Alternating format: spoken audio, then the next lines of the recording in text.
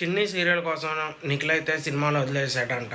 అయితే ఇది మనకు ఒక సబ్స్క్రైబర్ కామెంట్లో అయితే పెట్టడం జరిగింది. చిన్ని సీరియల్‌లో చేయటం కోసం నిఖిల్‌కి మూవీస్ నుంచి ఆఫర్లు అనేవి వచ్చినాయంట. కానీ అవి వదులుకొని చిన్ని సీరియల్‌లో చేయటం అయితే జరిగింది. అది కావ్య గారి కోసం కావచ్చు, అలాగే బాలరాజ్ అని చెప్పి ఇంకొక క్యారెక్టర్ ఉన్నారు. ఆ క్యారెక్టర్ కూడా నిఖిల్‌కి ఫ్రెండే బయట.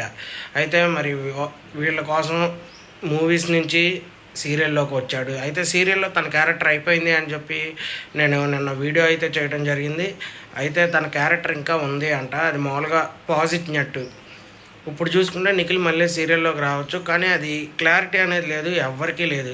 నువ్వేంట్రా పద్దాల నిఖిల్ వీడియోలో చేస్తావంటే, నేను నిఖిల్ వీడియోలో చేస్తాను. నాకు అదే రీచ్ ఎక్కువ వచ్చింది కాబట్టి నేను దాని గురించే మాట్లాడతాను.